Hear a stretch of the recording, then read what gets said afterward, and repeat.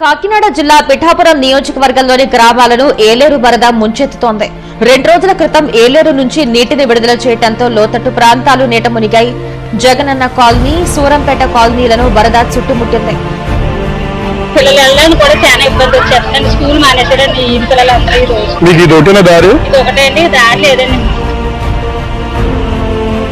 ఉప ముఖ్యమంత్రి గారికి ఈ విషయం ఆయన దృష్టికి వచ్చింది. దీనికి ఇది శాశ్వతంగా దీనికి పరిష్కారాన్ని పడుతుంది. స్థానికులు రాకపోకలు సాగించేందుకు వీలుగా పడవల్ని ఏర్పాటు చేశారు. ఈ జగనన్న కాలనీ గత ప్రభుత్వం చేసిన తప్పులు. ఇది ఆల్రెడీ 4 అడుగులు లోతట్టు ప్రాంతమే. చిన్నపాటి వర్షం వస్తే మునిగిపోయే ప్రాంతాలు. మార్కెట్ లో మనం చూస్తే 30 లక్షలు, దీన్ని వీళ్ళు 60 లక్షల రూపాయలు పెట్టుకున్నాం. 34 ఎకరాలు పైగా వీళ్ళు ఇచ్చారు. లోపలికి వెళ్ళి చూస్తే ఈ డ్రైనేజ్ కానీ, రోడ్లు కానీ ఏమీ లేవు. ఒకరితో మాట్లాడుతుంటాం, దీనికి కనీసం బ్రిడ్జ్ చేయమని అడుగుతున్నారు.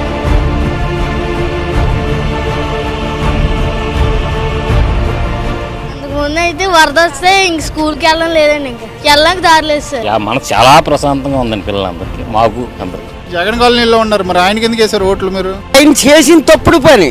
ఎవరు? జగన్ గారు చేసిన తప్పుడు పని. ఏం తప్పు చేశారు ఆయన? ఉందని తెలుసా? ఇక్కడ కళాలు అక్కడ ఇచ్చారు. జనమందరూ ఇది వస్తుందని తెలిసి కూడా అప్పట్లో ఎవరైతే వాలంటీర్స్ ఉన్నారో మీరు కట్టుకోకపోతే మీ యొక్క స్థలం మేము తీసుకుంటామని చెప్పారు. ఈ లోపలికి వచ్చి మేము కట్టుకునే అవకాశం లేకపోతుందండి. ఊళ్ళోనే కట్టుకుంది, ఎక్కడైనా స్థలం ఇస్తే. అభివృద్ధి జరిగిందంటే లాస్ట్ ఇయర్ సెప్టెంబర్ 9th ఎలా అయితే పడవల్లో వెళ్ళాము, ఇప్పుడు ఎలా బ్రిడ్జ్ మీద వెళ్తున్నామో దానికి అదే అభివృద్ధి. తను ఎప్పుడైతే Day 1 ఇక్కడికి సెప్టెంబర్ 9th వచ్చారు, మళ్ళీ సెప్టెంబర్ 9th బ్రిడ్జ్ కంప్లీట్ అయిపోతుంది. సాల్వ్ చేసేసారు. వర్షం పడినా కూడా మునిగిపోద్దండి కదా కాలనీ.